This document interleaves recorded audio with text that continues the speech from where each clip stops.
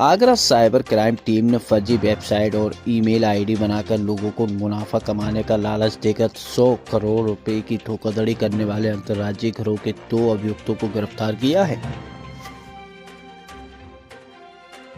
Sir, बड़े cyber ठग gang का खुलासा हुआ है, मास्टरमाइंड पकड़े गए हैं, क्या कुछ जानकारी?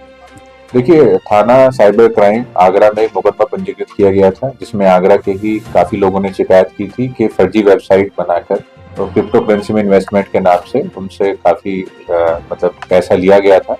और पैसा मांगने पे जब उन्हें कोई जवाब नहीं मिला तो उनके द्वारा शिकायत की गई थी। उसी जांच के क्रम में आज उनके जो 2 मुख्य अभियुक्त थे उन्हें गिरफ्तार किया गया है, जिनका नाम विनय और विनोद। जो विनोद हैं, इनके खिलाफ बागपत जिले में भी कई सारे मुकदमे पंजीकृत हैं और पूछताछ में इन्होंने बताया है कि इनके द्वारा देश के अलग अलग राज्यों में सेमिनार की जाती थी। वह भोले भाले लोगों को क्रिप्टो करेंसी में इन्वेस्टमेंट के नाम पे उनसे फीस वसूली जाती थी और उसके बाद जब मोटी रकम ये लोग हड़प लेते थे तब वहां से शिफ्ट होकर एक नए शहर में नए लोगों को टारगेट करते थे। इसमें एक व्यक्ति को पहले ही माननीय न्यायालय के सामने प्रस्तुत कर जेल भेजा गया है। आज ये 2 मुख्य आरोपी पकड़े गए हैं। इनके द्वारा बताया गया कि 2018-19 में इनके द्वारा प्लान बनाया गया था कि क्रिप्टो करेंसी का इस्तेमाल कर लालच देकर लोगों के साथ धोखाधड़ी की जा सकती है और उसके बाद इन्होंने हजारों लोगों को इस तरह से उनके साथ में धोखाधड़ी की है।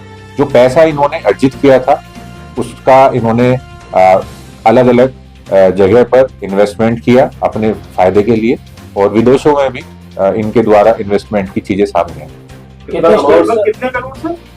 देखिए, अभी तक पूछताछ में इनके द्वारा हिमाचल प्रदेश, हरियाणा, उत्तराखंड, उत्तर प्रदेश और दिल्ली में इस तरह की सेमिनार कर लोगों को धोखाधड़ी करने की बात स्वीकार की गई है। बाकी और भी जगह की जानकारी के लिए इनकी जो डिजिटल डेटा इनके फोन लैपटॉप से है वो एफएसएल की मदद से उसे भी डेटा रिकवर कर उस पर भी टोटल अमाउंट कितने करोड़ तक ठगी हुई होगी? देखिए, चूंकि प्रकरण काफी पुराना है, अभी डिजिटल ट्रांजैक्शन इनका देखा जा रहा है कि कितना पैसा लिया गया और ये लोगों से कैश में ही पैसा लेते थे।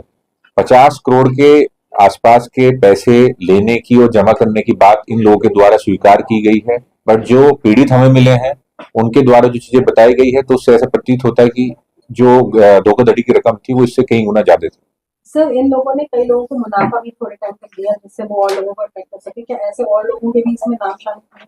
देखिए, इनके द्वारा बताया गया है कि ये एक तरीके से पिरामिड स्कीम के मतलब तरह इसे ऑपरेट करते थे। एक शहर में जाके कुछ लोगों को जो डिजिटल मार्केट से जुड़े हुए हैं उन्हें अपने साथ जोड़ते थे और उन्हें बाकी लोगों को जोड़ने के लिए भी कहते थे।